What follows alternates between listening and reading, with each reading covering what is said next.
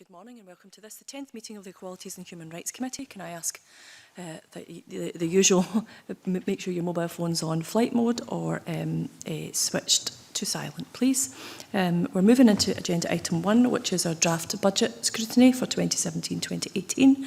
And just to remind people that this Saturday, the 3rd of December, is International Day of Persons with Disabilities, and this promotes a UN Convention on the Rights of Persons with Disabilities. So today's evidence is very topical indeed and timely, because our focus today is about access in university using the Widen Access Agenda for people with disabilities and people who use BSL.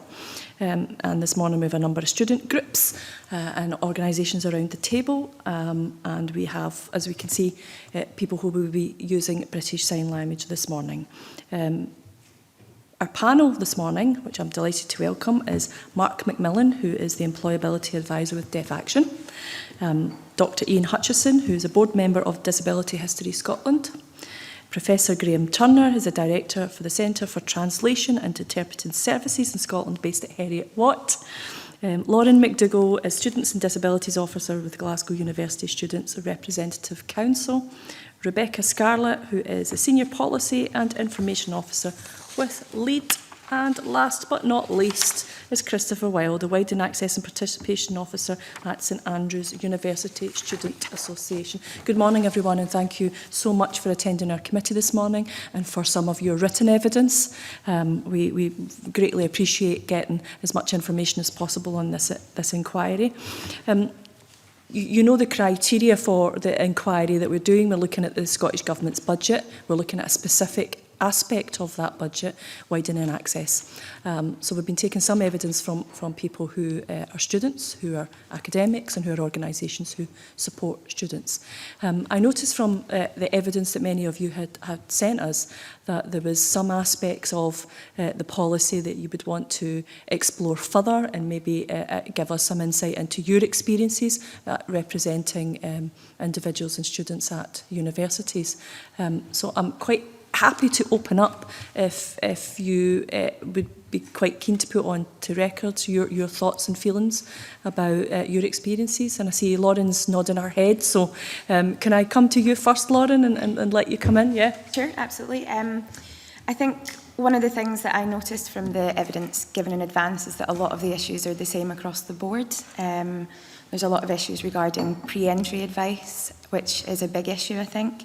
A lot of students who are coming to university really struggle with kind of finding out before they get there what life is going to be like as a disabled student. And that was definitely highlighted, I think, across the board from everybody. One of the things that could help with this, I think, would be more advice on perhaps UCAS, linked to organisations who can support students with applications. That would definitely, I think, alleviate some of that pre-entry worry that students have. Some of the other issues, I think, that were raised that seem to be quite universal were things such as reasonable adjustments being provided once you're at university. One thing that I'd like to see would be more consistency. I think at the moment there's a lot of luck depending on which higher education institution you attend, whether or not you get the same level of support as a student at another institution. And I think if there was some sort of sector standards that provided at least a minimum requirement of reasonable adjustments so that students knew that they were receiving the same level of support as other students at other institutions. Just having a look through the papers, sorry, as I go here, just to make sure that I'm highlighting some of the key issues. One of the biggest issues, I think, especially for students at Glasgow, is that you can't apply for disabled students allowance until you're registered and you've accepted a place. And this can create a lot of anxiety at the beginning of the semester when you don't have any support in place at all. And this can be everything from assistive software to non-medical personal help. And there's massive waiting lists, sometimes into the second semester, in order to get this support in place. And we see a lot of students coming through the SRC at Glasgow University who are really struggling with the transition into university in the first place, but struggling even more because they don't have those reasonable adjustments in place yet. And I think this is it's a massive issue for student confidence, but it's also a massive issue for retention. A lot of students kind of spend that first semester at university already a bit worried that they've made that leap. And without these reasonable adjustments in place, it can be very difficult to convince students that it will get better, you know, that you need to kind of stick it out. And so I think there needs to be more of a focus on getting DSA applications in before kind of the start of the semester. Once you've got an offer, if there was a more standard procedure across the sector, then it wouldn't matter which institution you were attending. You could apply for your DSA before you got there. And for me, that's a pretty massive issue. Don't want to dominate the floor. So. I see lots of nodding heads there. Thanks, Lon. Dr. Hutchison, you gave us some very clear case studies in your evidence of some of the challenges that people have faced, and I suspect it's sort of a leading on from that application stage to when you're at university. Yeah, I'm labelled here as Disability History Scotland, which I'm very involved with, but the experience I was trying to convey in my submission was actually through university teaching, so it's more with that hat on.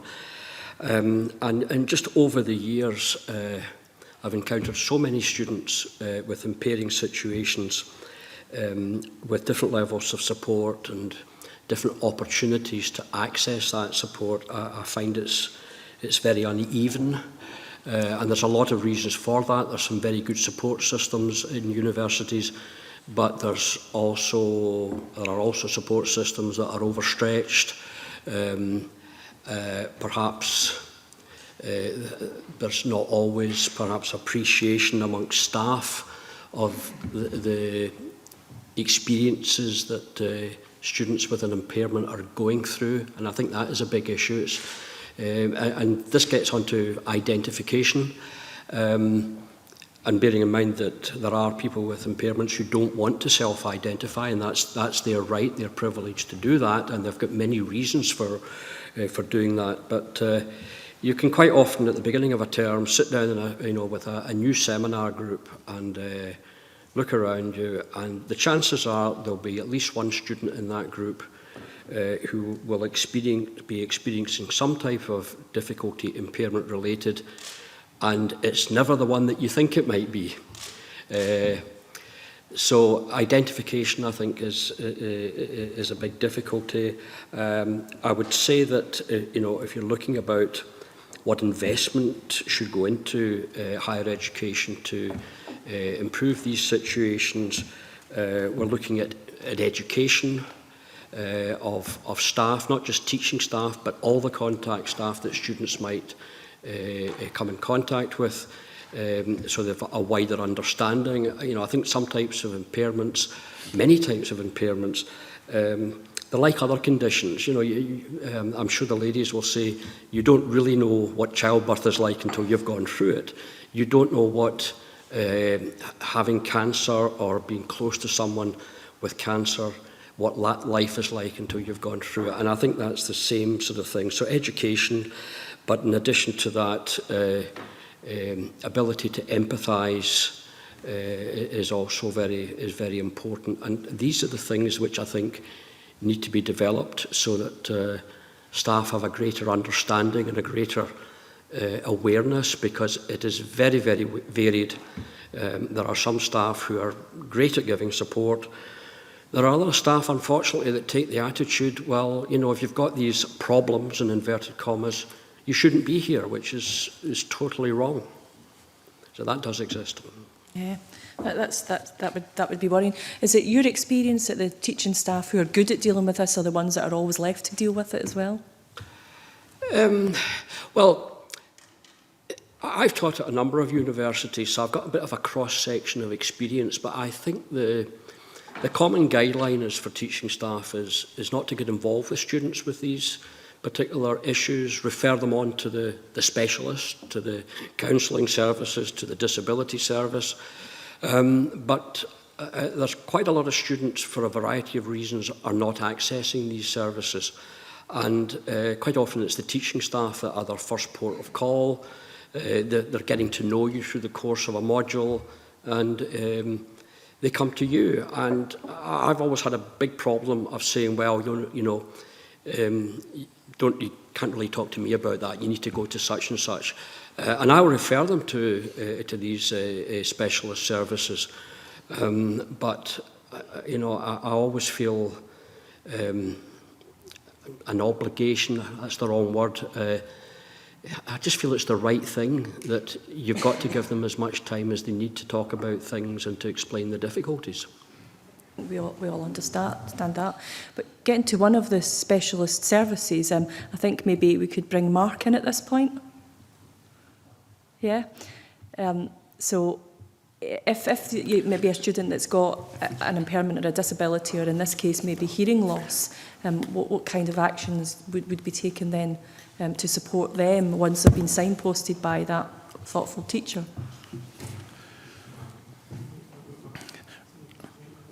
I think we really need to look at 3 different areas in my view. For myself, having been through the university system as a deaf student, I know that a lot of deaf students have similar experiences also to me. What would really help is for access to communication support. That is the #1 issue for deaf students.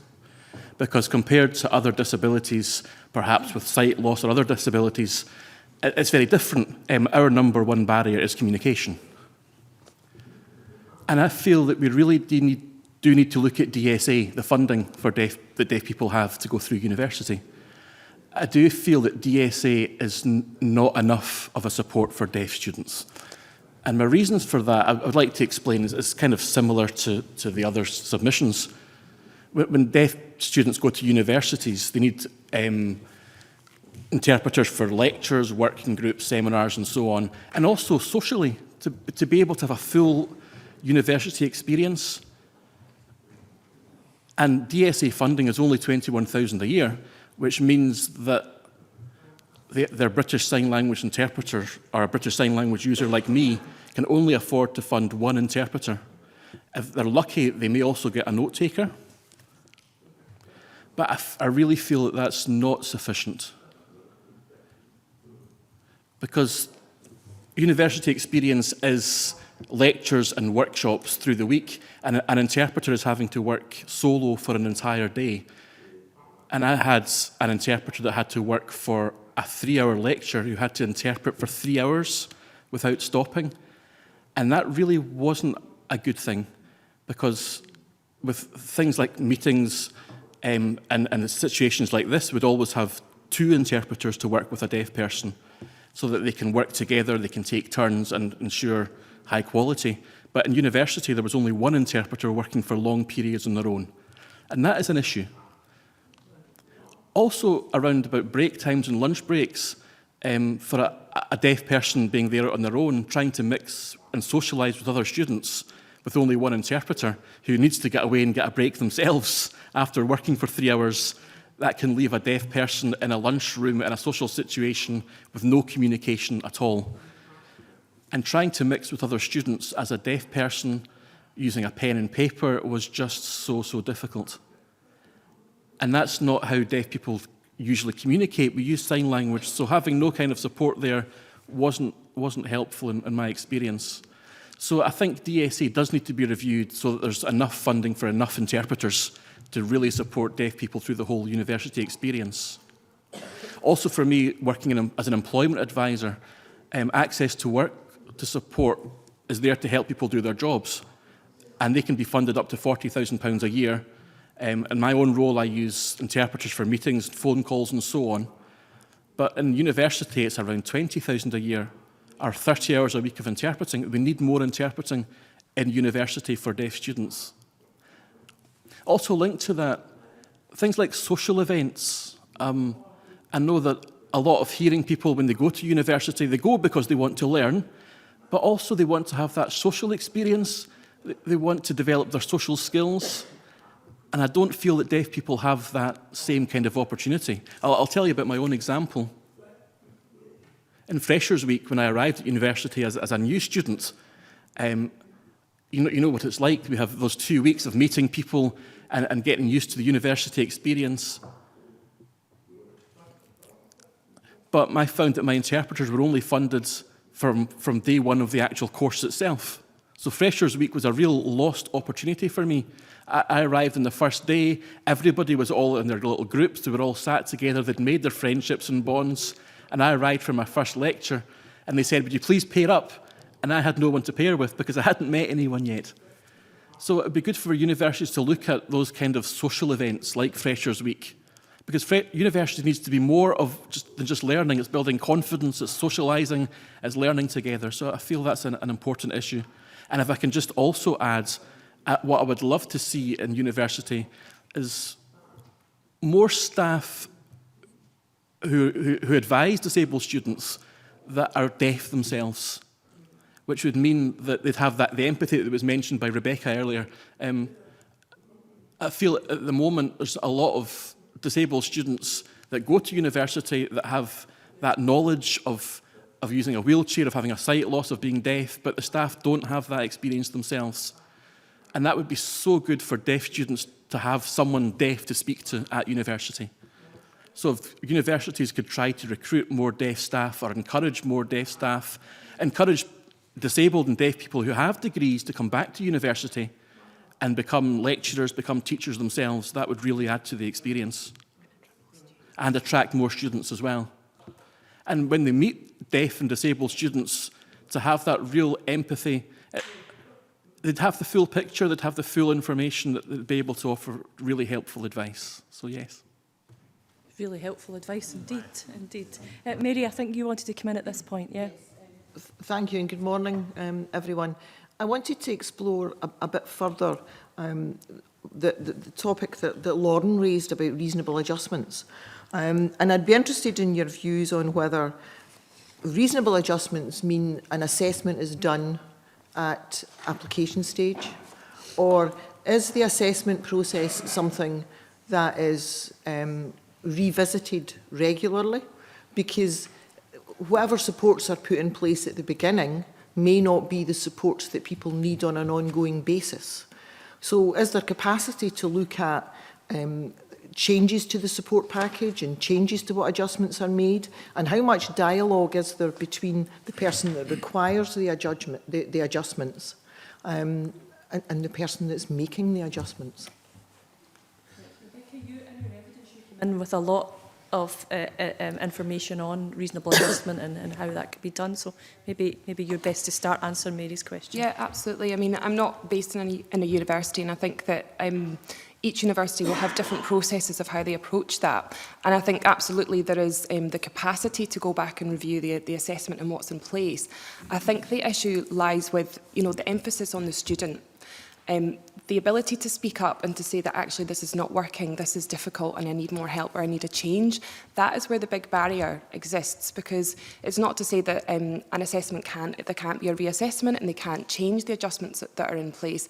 But in my opinion, there's not enough constant dialogue. There's not enough of a process where a disabled student can go and access that advice on a regular basis. The emphasis and the onus is on them to approach. And I think if they've had a negative experience in the first instance and they've not had the right adjustments put in place, then it's a real barrier to be able to speak up and to ask for more help when it's not working. Certainly that's the experience that's reflected from the students that call the helpline. Responsibility on starting that dialogue should be with the institution that the students are attending, not the student themselves. I think that there should be more responsibility from the institution to be finding out how the student are getting on and how are those adjustments working. I think sometimes we hear on the helpline that although a student has declared that they're disabled and has had an assessment, sometimes it seems to come as a surprise to the academic tutor, that they don't seem to be aware that there was a need for an adjustment in place. There's been a lack of communication. We have a lot of instances of students having difficulty with policies like absence levels.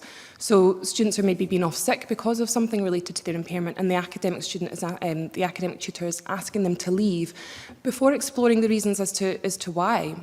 You know, and according to the Equality Act, policies need to be adjusted. You know, even if they're not directly discriminating students, they need to look at how they might be indirectly discriminating against them. So there are issues there where the academic tutor doesn't seem to be aware that there's an issue in the first place, and there's sometimes a real lack of communication between the disability services and the academic staff.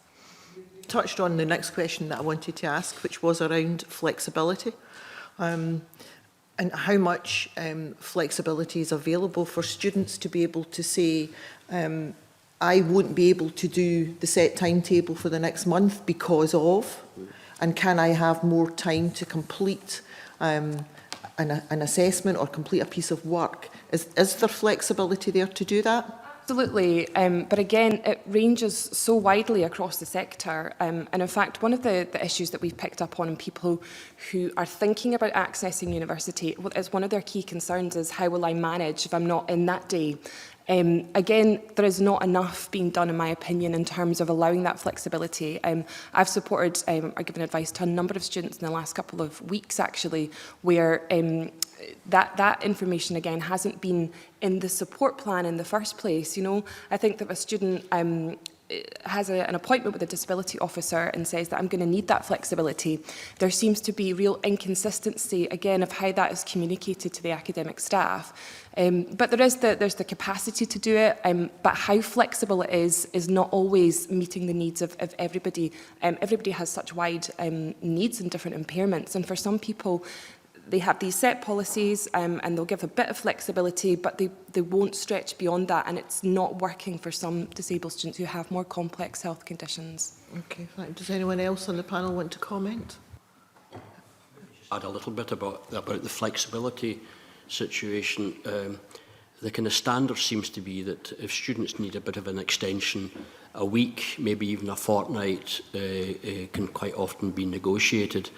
There have been instances I've come across where the situation has been such that it's been authorised that, okay, how long do you need to do this? We want to take the pressure off you, forget about deadlines, we want to get you through this. But I would say where that flexibility has been offered, in cases I've come across it, they're actually few and far between, and there maybe needs to be a bit of a kind of halfway compromise between these people who have had an open-ended deadline and the rest who might get a week or at best a fortnight, greater flexibility for a greater range of people. Thank you. Thank you, Convener. I just wanted to pick up on the use of the term reasonable adjustments. Because it seems to me that whilst we're talking about lots of kind of micro adjustments in particular instances, the notion of what is reasonable is obviously a contextual issue. And in all of the evidence that you heard last week, there was a lot of talk about this requiring system-wide change, which entails changing the whole context in which these decisions are made. So I just wanted to draw attention to you know, that aspect of all of these problems. We're talking about chronic, persistent, system-wide, wicked kinds of issues, and therefore problematizing what we think of as a reasonable adjustment means stepping right back from the micro adjustments in individual cases and asking what sorts of provision need to be put in place right through the educational system, not just at the higher educational level, and right across the educational experience. As Mark has commented, it's not just about making adjustments in classrooms. Yeah, thank you. Mary? No more questions. That's all right, thank you. I've got Willie next. Mr. Convener, and good morning, everybody. I wonder if I could take you all back to the very beginning of the process in trying to get into university or college through the application process, and to ask you about any barriers that you have encountered or the students that you have come into contact with have experienced in trying to get into university in the first place. I noticed in Rebecca's submission there was an example there of a person with a disability being refused entry to university, but it simply said that there was a high level of competition and the disability markers and so on were not taken into account. So I would just like to ask if each of you have an experience that you could tell us about the difficulty in getting in the door in the first place.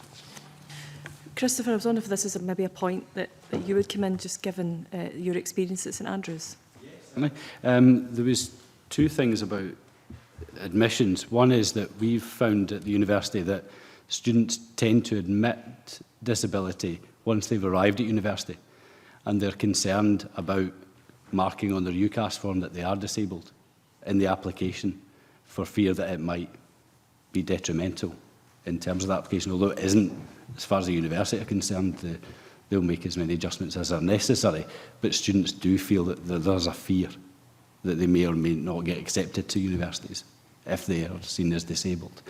Another issue that came up, which was from the university, although not from students, was with British Sign Language students. We currently don't have any students who require British Sign Language interpreters, though there was a significant concern from the student support that there were not enough interpreters available if a BSL student came to the university. And what Mark was saying, that to have enough BSL interpreters to provide support for educational support, for social support, that they believe that there would be considerable difficulty in providing that student with the amount of interpreters they would need in order to be at the university. And they would have to look quite carefully at the application and about how they would build a package around that. So there was quite a lot of concern there.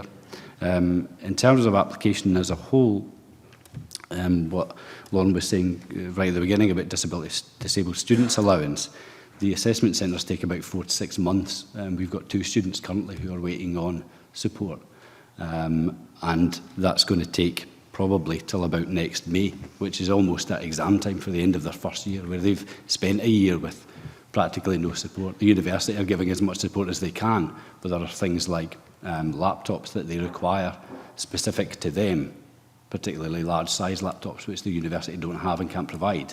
But there's no funding for it because it's taking almost a year for the students to get funding and support, which is a huge challenge for them. And that's putting a lot of people off. It's causing an awful lot of stress for people. I mean, we're coming up to exam period now at universities, and these people haven't had any support for the entire first semester. And the university are trying to compensate for that, but there's limits to what the university can do. Yeah, I mean, just to add to that in terms of the application process, just echoing what I put in the written submission, is that there's not really enough opportunity to sometimes be able to disclose enough information that might potentially support an application. You know, you've seen from the Commission on Widening Access around contextual information, but that's not always possible with a disabled student. And of course, not everybody wants to over-disclose and for that to be taken into account. But for some people, there may be a reason why they can't actually relocate. They can't travel. They can't move out of the city that they live in because of the package of care and support that they need, or their inability to travel. So I really think that should be taken into consideration when thinking about whether or not to offer that student a place. If they can't go to anywhere else in the country, then I think that universities need to take that into consideration when thinking about admitting them onto the course. Professor Turner. Just to add perhaps that talking about the issues that arise at the admission stage, it is already starting a little bit late in the process. For BSL using students, the issues start much earlier. For example, in respect of raising the aspiration to attend university at all in the first place. And the evidence recently from the National Deaf Children's Society in Scotland that deaf students are still underrepresented at higher education level in Scotland, and that attainment levels are not being encouraged that would enable those deaf students to even consider applying to university. So there's a lot that the universities could already do to encourage that aspiration. They could, for example, produce marketing and recruitment material in BSL that invited deaf students to say, yeah, that's a university I want to identify with.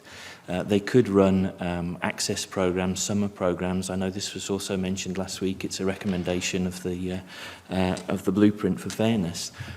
So summer programs for BSL users to bridge that gap into higher education would also be welcome, I think, in that sense. And when we mentioned the shortage of interpreters, again, I flag that up as another indication that this is a system-wide problem. In fact, it's not confined to a problem that higher education itself can resolve, because that shortage of interpreters is countrywide across all of the public services. And if we therefore set a target in the short term to say every university in Scotland will be equally accessible to all BSL users, we would indeed find a problem with a shortage of appropriate interpreters. And therefore we need to set a series of targets over a period of time, put building blocks in place that enable us to build towards putting that provision firmly in place across the board.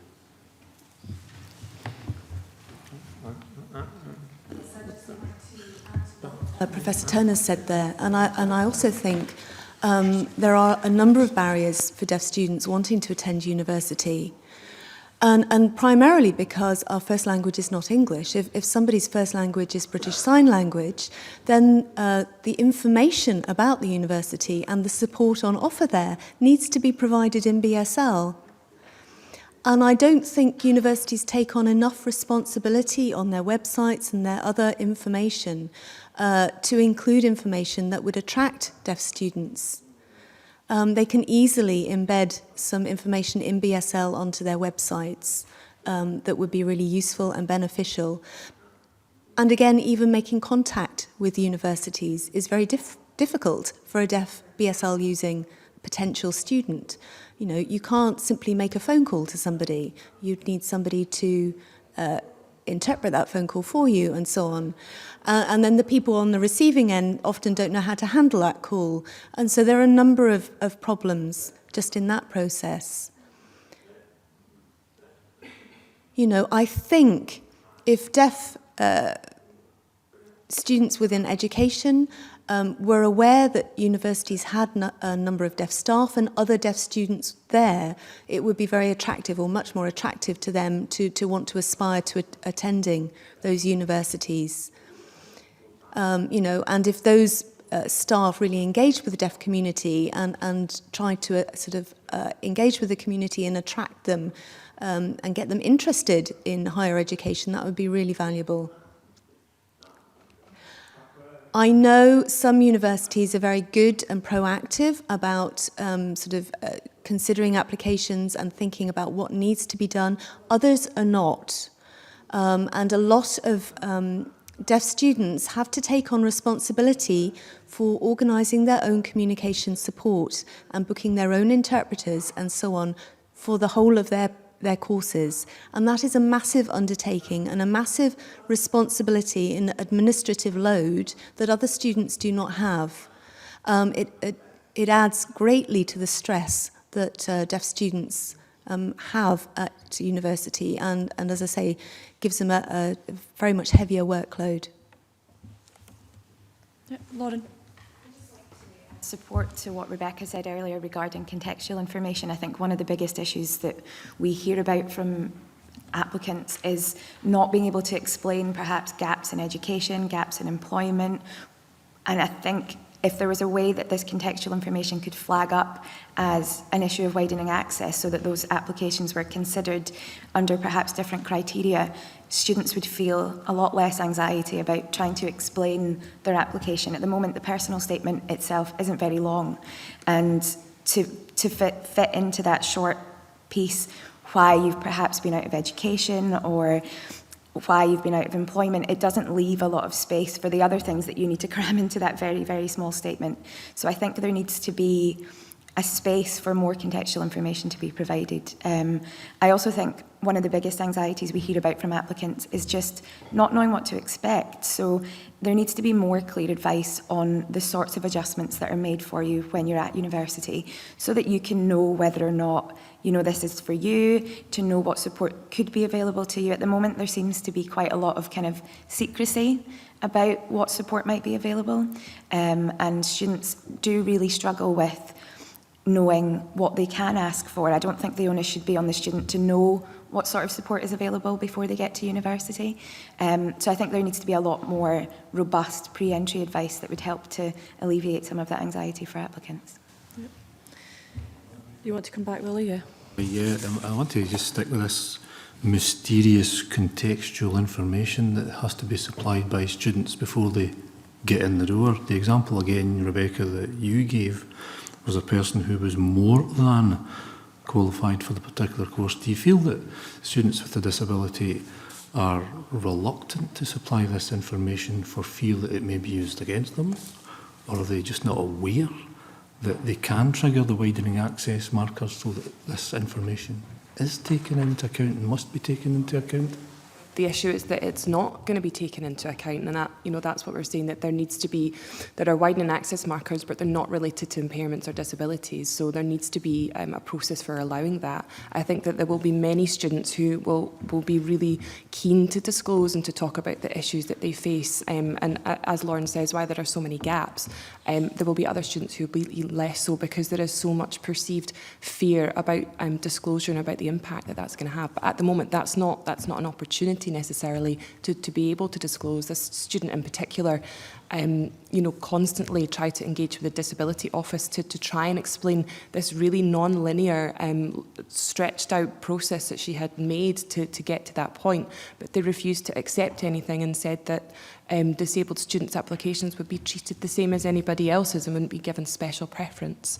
But actually the Equality Act says that it's not illegal to treat disabled people more favourably. So in that instance, they could have taken that contextual information if she had the minimum academic competencies. So we're not saying that they need to lower the entry requirements, but if they've got that minimum or more, but there's capped places in terms of how many people they can take from Scotland and the EU, and in terms of admissions.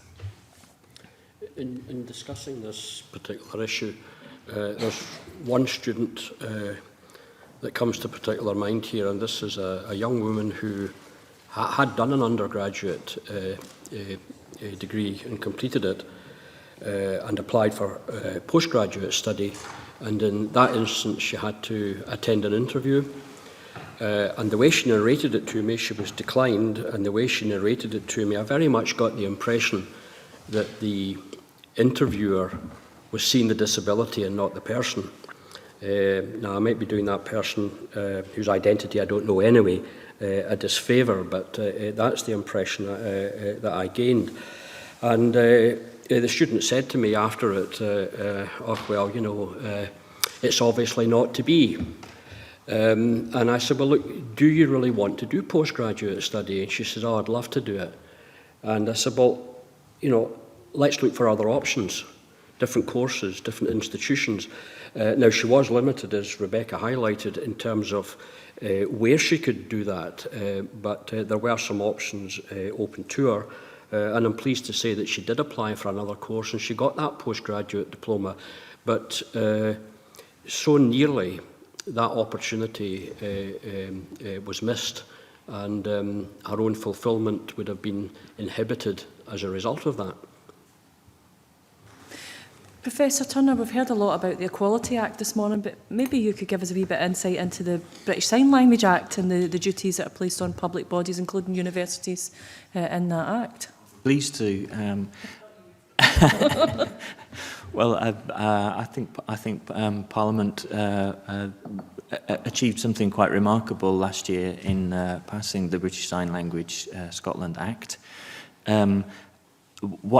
Part of what is remarkable about it is the notion that it is not couched only in terms of ensuring access for BSL users to the wider society, but the headline terminology is that we will promote the use and understanding of British Sign Language.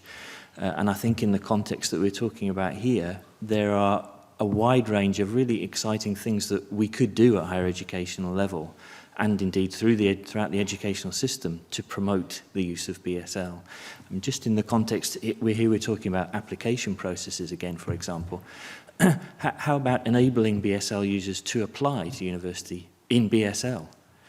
That would seem to me to be a nice way of promoting the use of BSL, but it completely changes the terms upon which that application interaction takes place, if you like.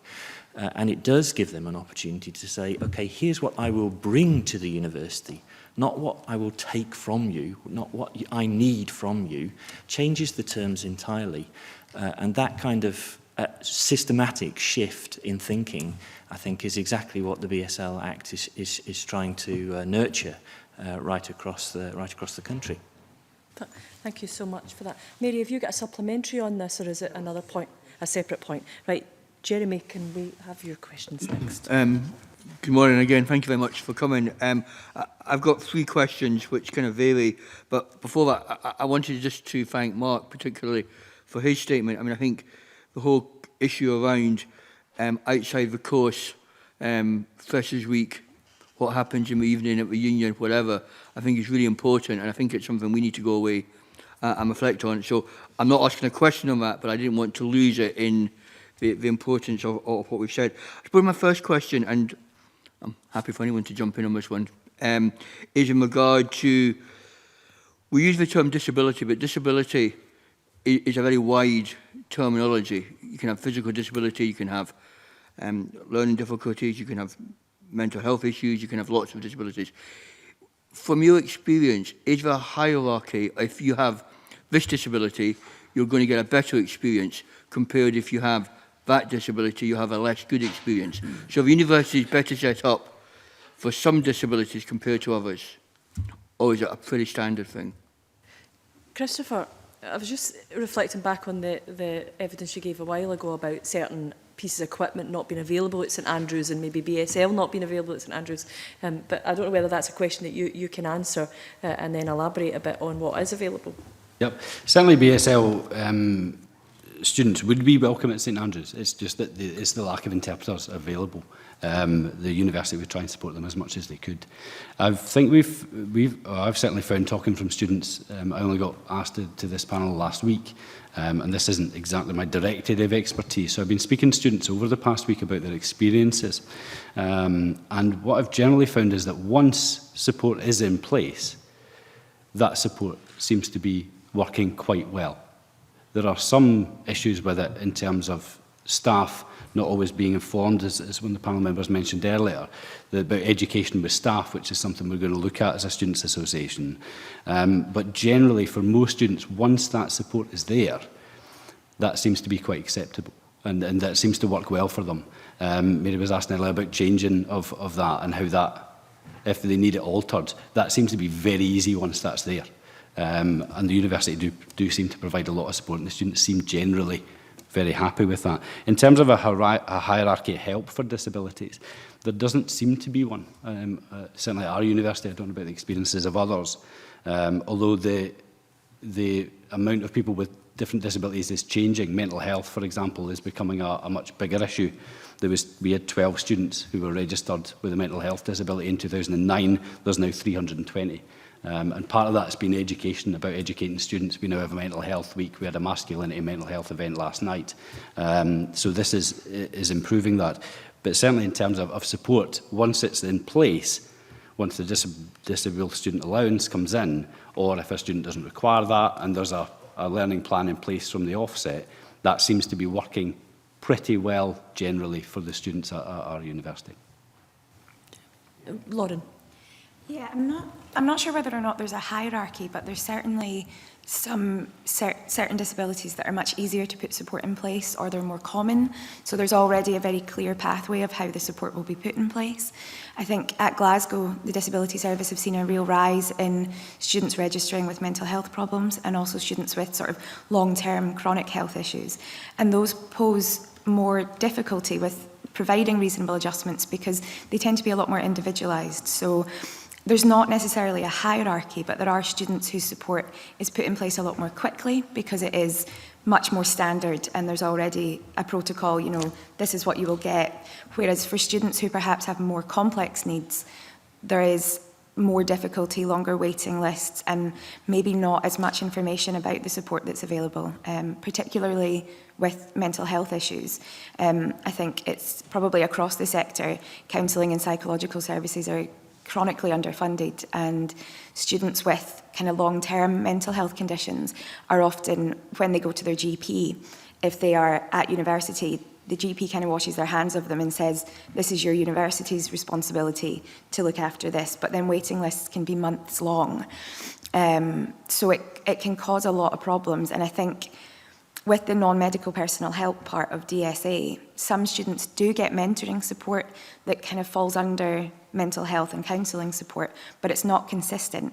And if students were able to access more long-term mental health support under this part of DSA, particularly as mental health impacts on their studies, so it is relevant, that would alleviate some of the stress on counselling and psychological services at universities and would leave that more open to kind of the short-term needs of other students if the people with long-term mental health conditions were being supported under DSA.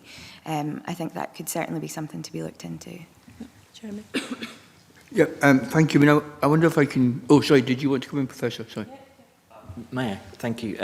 Just in relation to the BSL issues there, you know, the reality at the moment is, and I'm sure Mark would support this claim, that there really is no university in Scotland that has made itself a magnet for deaf BSL using students. There are universities south of the border to which BSL users will go in preference to applying to any Scottish university, because none of the Scottish universities have actually flown a flag to say, we really understand what it means to make our university accessible to BSL users. So there's a severe chicken and egg problem there. The students are smart enough not to go to a university that has no reputation for providing proper support.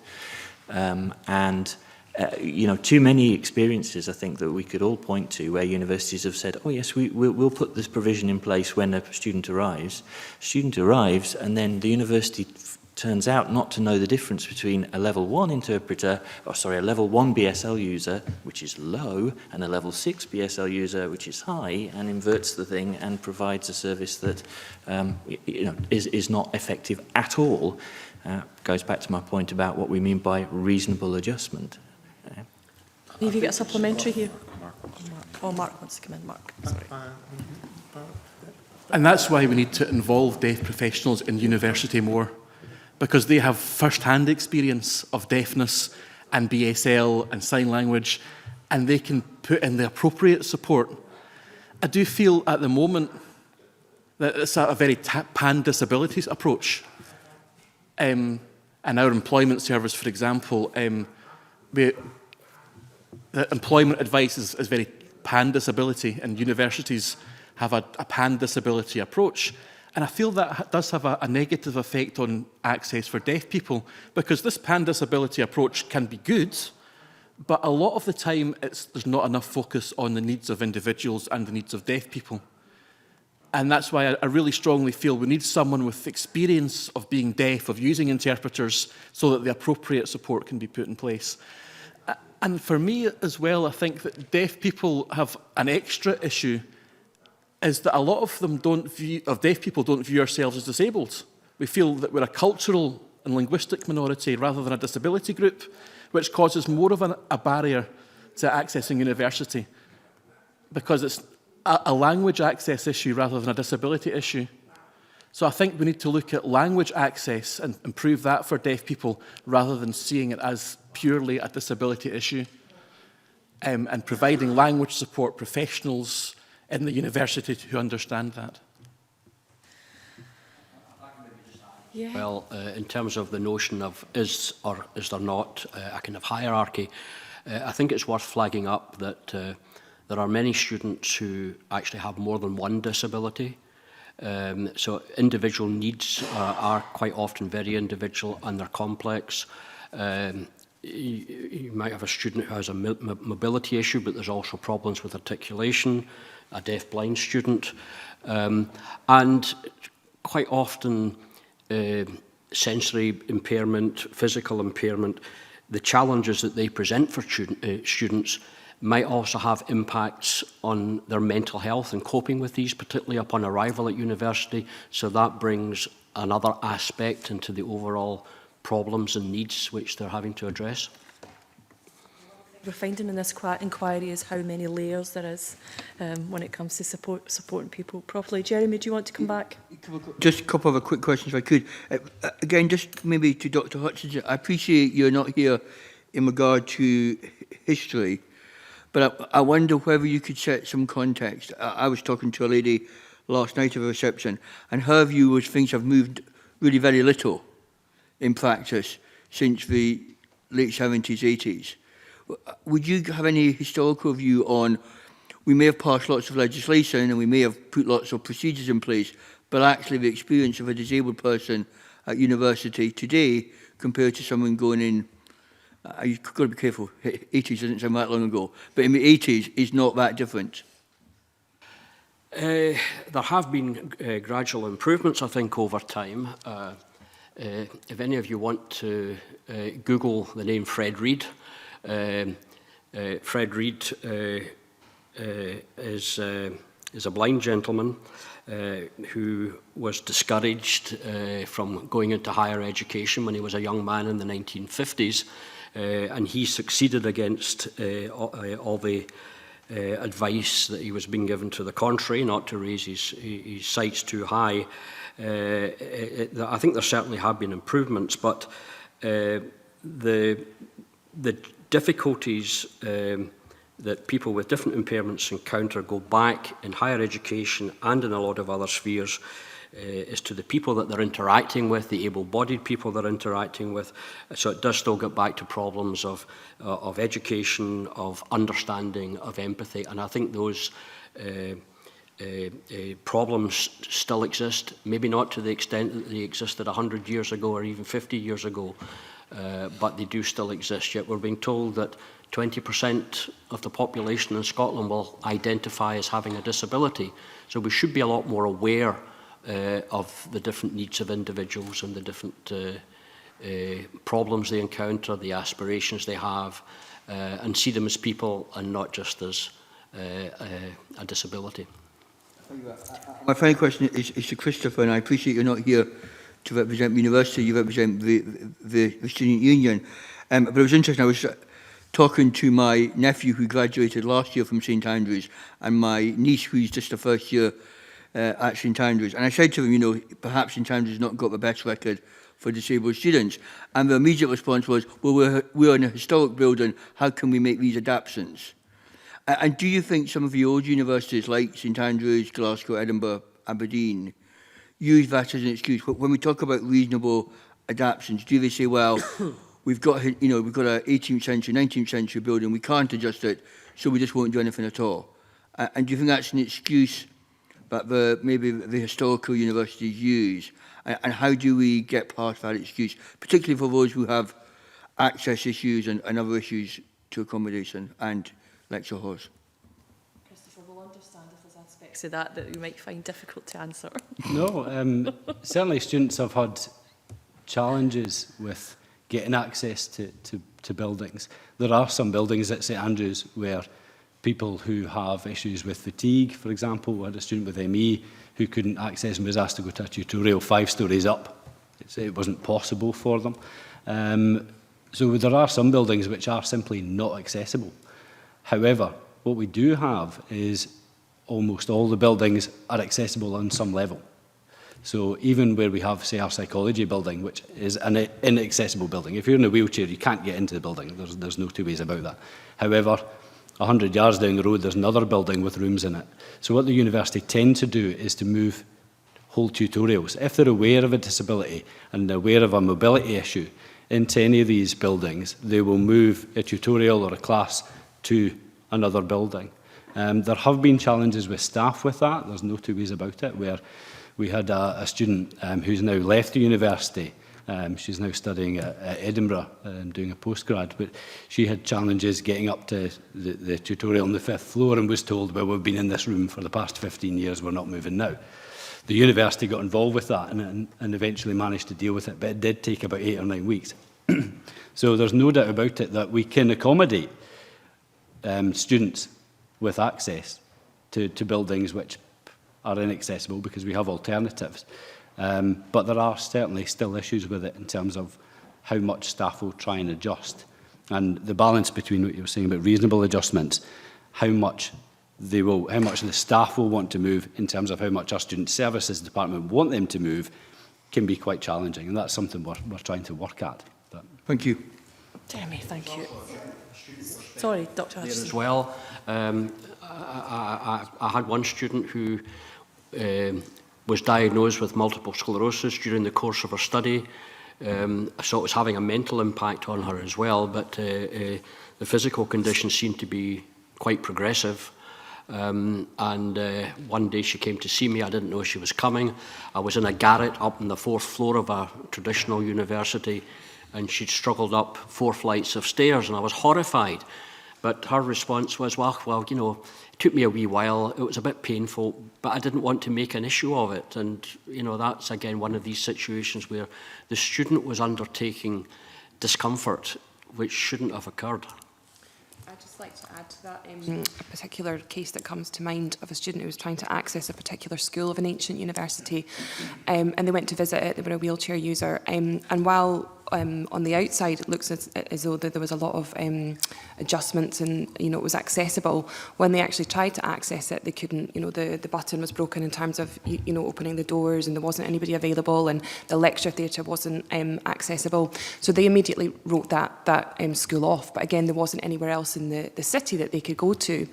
But on further investigation, I advocated on her behalf, and the university said, we will do everything that we can to try and relocate these classes, as you were saying. But it takes for someone to intervene for the student to find that out. And a lot of the time they're going to be put off before they get to that stage that this is not something I want to take any further. I don't want this inconvenience. I don't want to have to push this. So it's not mainstreamed enough. It's not inclusive enough. But there are things that you know, ancient universities will do in terms of the building access. So do you think, Rebecca, that there should be a much more preemptive attitude? Absolutely. Into, I mean, things like a broken button so that a door doesn't operate is a simple, you know, Absolutely. thing that should have been fixed. Definitely. I mean, it's a requirement of the Equality Act that education providers need to anticipate a range of different needs with students with a range of impairments. But quite often it's very reactionary. So a lot of the time things are not happening, and it's a response to when that problem goes wrong rather than thinking about what can be done in advance. Yeah, Lauren. Just to add to that, I think sometimes, as you mentioned, the onus is on the student. So perhaps the timetable will allocate a room without any consideration to whether or not there's anybody with physical accessibility issues. And it's not until a student tries to access that particular teaching space that they realise it's inaccessible. And by that point, you're already at the start of the semester, and that then causes problems with having to relocate the class. I think there needs to be more provision before classes are timetabled and booked as to whether or not there are students with physical accessibility needs, which kind of goes back to the whole not being able to register with disability services in time. So departments don't have this information in time, and classes aren't being timetabled in the right way. And I think one of the other issues with physical accessibility, which people tend to forget, is some of these campuses are very large, and you could be trying to get from one end of a campus to the other with 10 minutes in between a class. And if you have any sort of mobility needs at all, that can be very, very difficult. And it's those kind of minute issues that get looked over because they're not seen as, or they're not as obvious as perhaps ramp entry or push button doors. They're a bit more abstract and people tend to forget about them. And again, it's not until students highlight this once they're at the university that there's anything that can be done about it. So I think there needs to be a bit more preemptive thought about these wider issues. Yeah, I think we keep coming back to the application process and even earlier than that, maybe pre-UCAS, whether you're thinking about universities. Mark, did you want to come back in at that point? Yeah.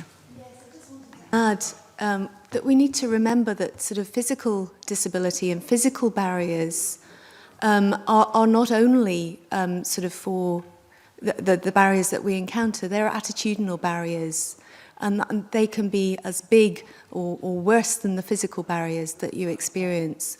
Sort of my experience is shared with a lot of other students are going to lectures and asking for lecturers, you know, if it's possible that they have kind of a short break because you've only got one interpreter working there. And it's also sort of very, very hard to focus on an interpreter. You can't write notes at the same time. You're really focused on the interpreter and the language. And lecturers saying sort of no, they won't adapt their style of teaching to accommodate, me as a student in the class or whatever. Or they'll say, yes, I'll break after 30 minutes or something, but then they forget, And so these kind of attitudinal barriers, I think, really need to be addressed. And I think, for example, providing university staff with deaf awareness training before a deaf student starts studying at the university would be hugely beneficial, not just for the staff, but actually for the students who would be in those situations with the deaf student. And I think for all the people who would engage at all with that deaf student, to be given deaf awareness training would be really beneficial. Because, if you think of the sort of group activities that you do with other students, maybe preparing presentations and so on, for interpreters to be able to engage with that sort of activity along with the deaf student, it would make an enormous amount of difference if the students also had some awareness of the issues involved. Thank you for that. Alex. Thank you, Convener. Good morning, everyone. Mark, I'd like to start by thanking you for the insight you've given us to your experience as a student. And in particular, I was very struck by your initial testimony about your experience of things like Freshers Week. And Jeremy touched on this as well, but I have some specific questions about that. I think that the student experience is something that universities seek to market. It's not just the course or the quality of the qualifications that they have to offer, but it's the student experience. And I know for myself, visiting a number of universities, it was really that feel and that vibe and that social side of things which swung my choice. Well, notwithstanding the other universities wouldn't have me, but that student experience is absolutely key. I met my best man in Freshers Week, and lots of things happened to me outside in the margins of university which shaped me as a person. I was really struck that you said that the support that you get as a student really starts and ends with lectures. And I want to pick up on what Professor Turner said, that really there is no university in Scotland which has cracked this. Are there examples of universities, either in the British Isles or overseas, which have managed to bridge that gap and open up the other wider aspects of the student experience? And how have they done it? Okay, well, Preston, the University of Central Lancashire, has attracted a number of deaf students, and that's because they have a number of staff there who are deaf, and they're all obviously deaf aware.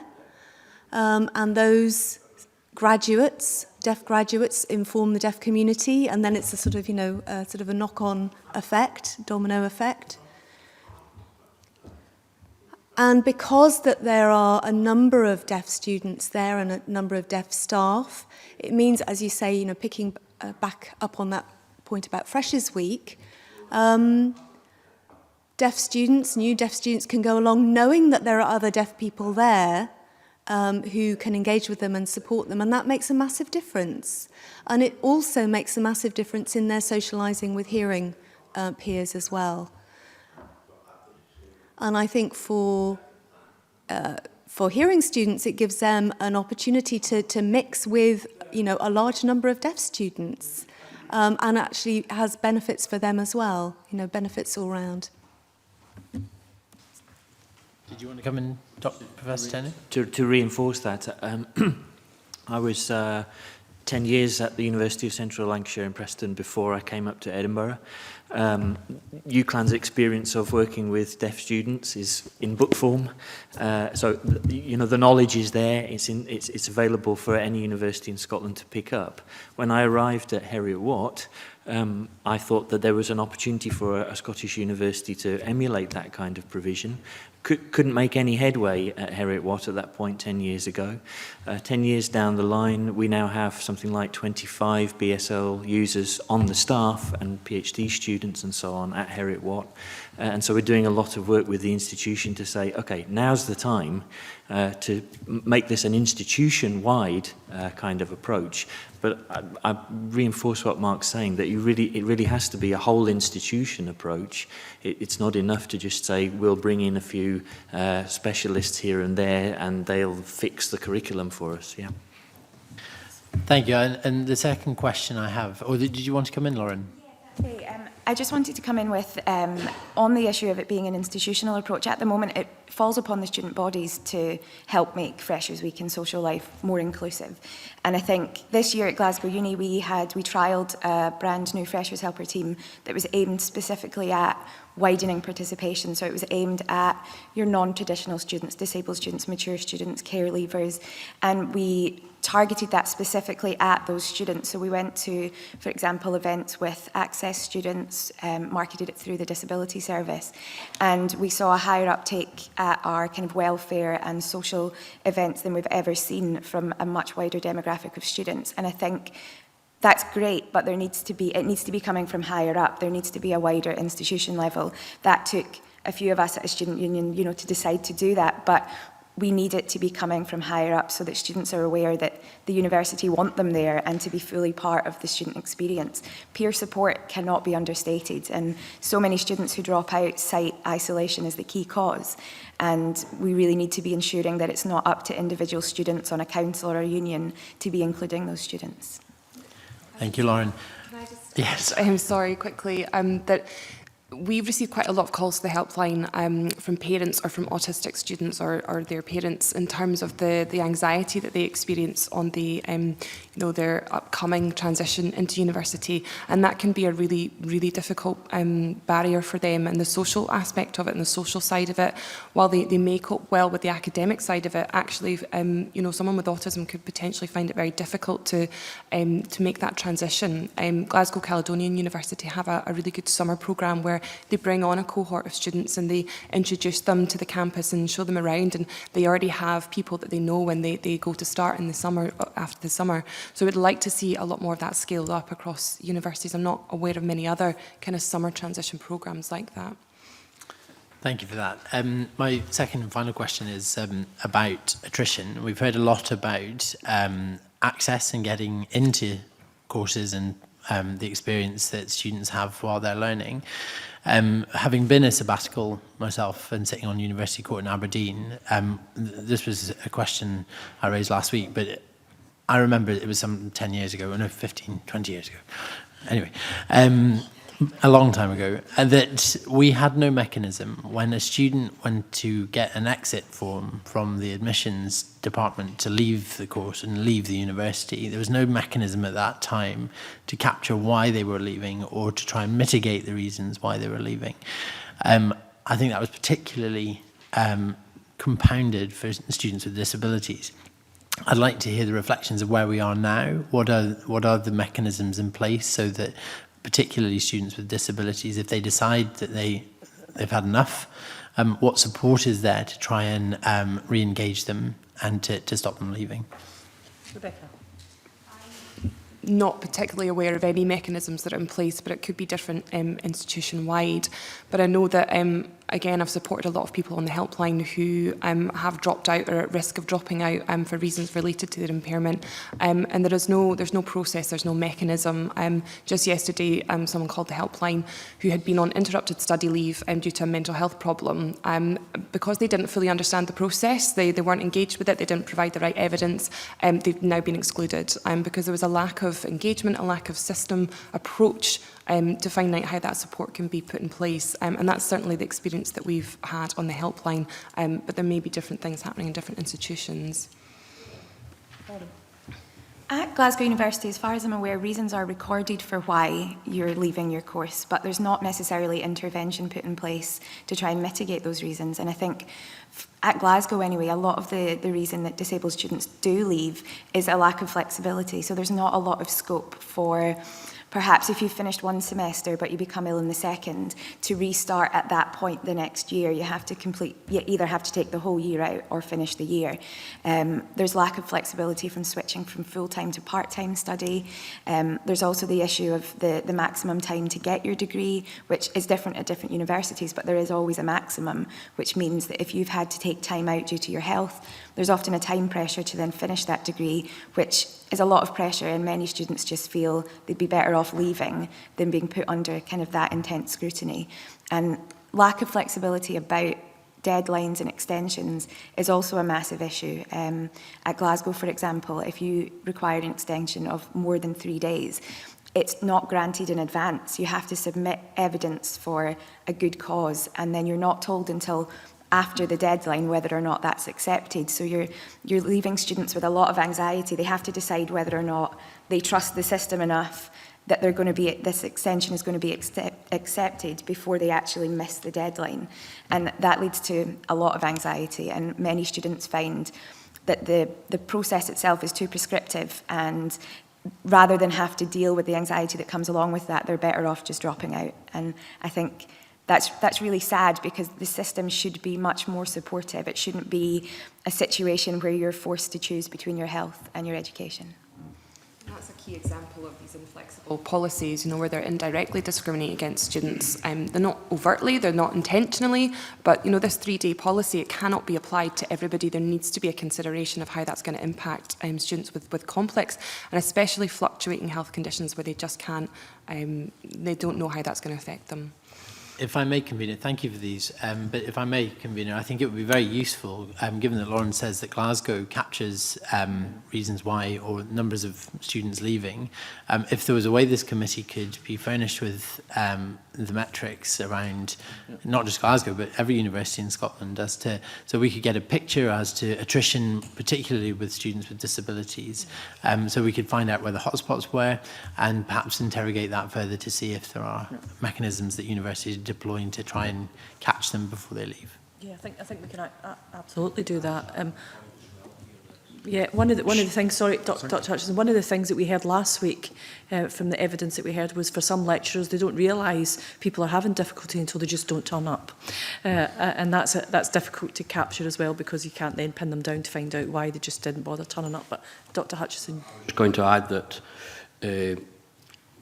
dropping out, leaving is one response, but it's not the only response. Other outcomes are self-harm and suicide, and this happens within a small minority of cases, which is really something we've got to tackle. Thank you. Professor Turner. Just to add, I think the issue of the quality of evidence that's available pertains to the point you're making, but actually is a much broader kind of question about what the evidence base is across all of these kinds of issues. Seems to me that both for BSL users and for disabled students across the board, there are a number of tests that we might be wanting to kind of apply, which have to do with things like, are we actually thinking system-wide across the board? Is the provision that's being put in place actually of suitable quality? And we talk a lot about making provision, but we don't ask very, very much about the quality of that provision. Is it experienced as effective provision by the students in question, and efficient in that sense, that they are not the ones having to make all of the adjustments and make all of the phone calls, as Mark said, to find interpreters and so on? And lastly, are we doing more than simply creating access and thinking about what it means to promote BSL use, to promote disabled people's experiences as a social good? Yeah, thank you. Annie, if you... Sorry, Christopher. Sorry. Just add the experiences from St Andrews students to your question. We have an academic alert system whereby if a student misses a deadline or isn't attending classes, which for many departments are almost all compulsory, then it's flagged up. Just this year they introduced a new academic alert system where our student support service are the first person the student gets contact from. So if you miss lectures or you miss tutorials, the first thing you get is an email from our student support service saying, look, we know you've missed a couple of things. Is everything okay? How are you doing? And then they can get back in contact with the Student Support Service or with other people. I myself had a health issue, which was a long-term one, and I contacted my school to say, I'm not going to attend this tutorial because I've got to go and see my doctor. 2 days later, I got an email from the Student Support Service saying, would you register this with us so that we can then support you with that? So that's been quite helpful. In terms of deadlines and extensions, we have a flexible deadline system. So if a student has an issue and they get a plan set up, we can have extendable deadlines that apply then throughout their university life. The third thing we do is that if a student registers with a disability through their UCAS application, they then receive an email twice a year asking them if they're still okay without any support with their disability, or they would like the university to step in and give them some support. And there's been 2 students who have taken that up in their 2nd and 3rd years, not necessarily right from the offset, where they've thought, well, it was okay up to now, but actually now I've got this email, yeah, actually I could do with this support. So our support network seems to be working fairly well. We do also record leaving reasons, and one last thing was that in terms of student support, from the students, we have a service called Nightline, which is available every evening from I think about 8 o'clock at night till about 7 in the morning, where students can then phone that. It's a student-led service. So if students need support or help with anything, they can just phone that number for free and they can get in touch with students who will speak to them confidentially and are trained to deal with issues. And that's been certainly quite effective for us. Excellent, thank you. Point. Support services like that are very often inaccessible for deaf people. Obviously, we can't phone a helpline service. So they would be left without support for things like mental health, stress, anxiety, exams, and a lot of those services, just as good as they are, aren't accessible for deaf people. Point made and made well. Annie. One question from me is, we're obviously in December now, and we were told that we would have a commissioner for widening access. What do you see that role being, and what should we be aiming for from that role?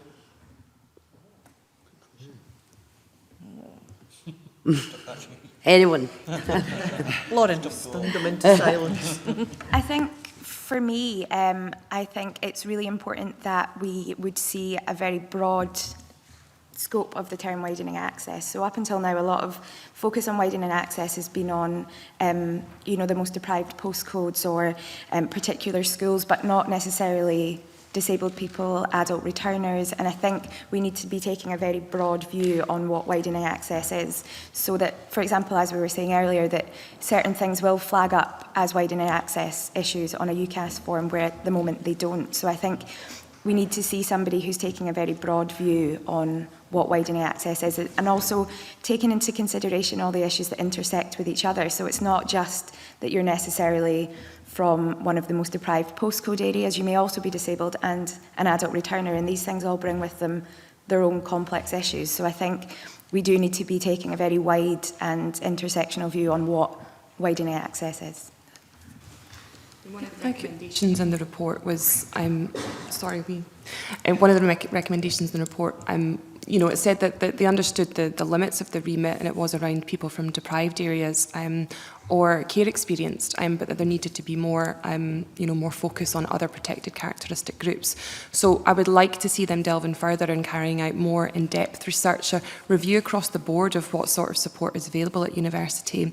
There are also a number of recommendations in there that are very specific to people from deprived backgrounds or care experience. So I'd like to see some of those recommendations specifically extended to disabled people, because they're going to benefit mutually. Some of them will naturally benefit disabled people as well, but some of them are very specific, that you have to, again, meet those kind of criteria in terms of deprivation or care experience. So we'd like to see some of them extended specifically for disabled people, maybe from specific impairment groups and the specific barriers that they face.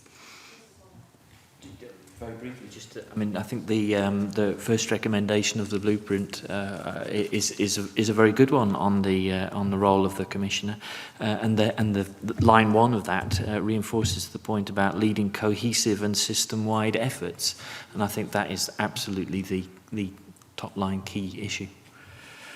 Yeah, Annie.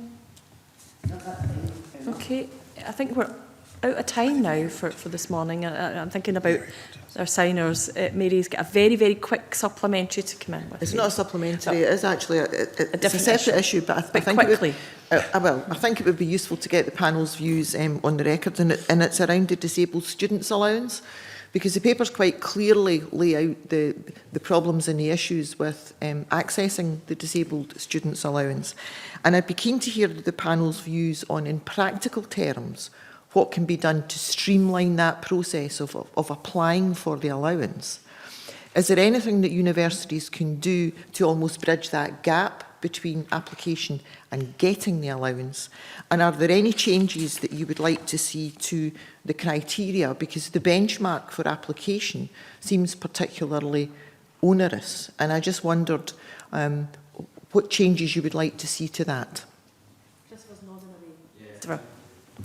I don't know much about the criteria of it specifically, but an answer to what could be done is almost like a passport for it. So have people coming from, say, school or from colleges or from wherever they're coming from before they're entering higher education, to have in place an assessment and to know what requirements they need. Then they can take that to whichever institution they wish, rather than waiting till they get to the institution and then applying and then waiting.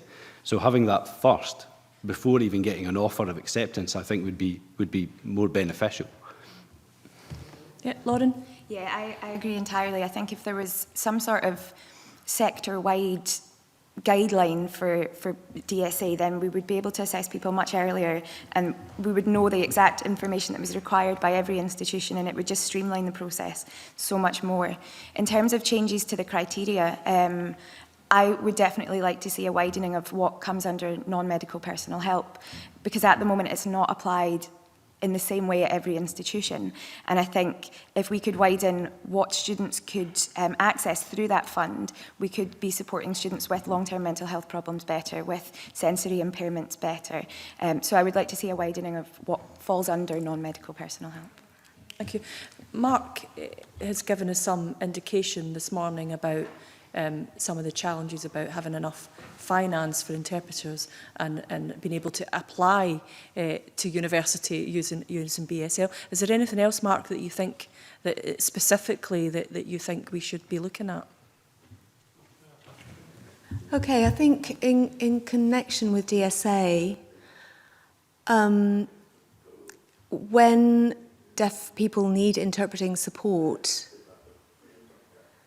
I think dealing with advisors who themselves are deaf and have experience of the kind of support that deaf students would need or benefit from in particular situations would be really useful, because it's not just as simple as, oh, so you need an interpreter, perhaps.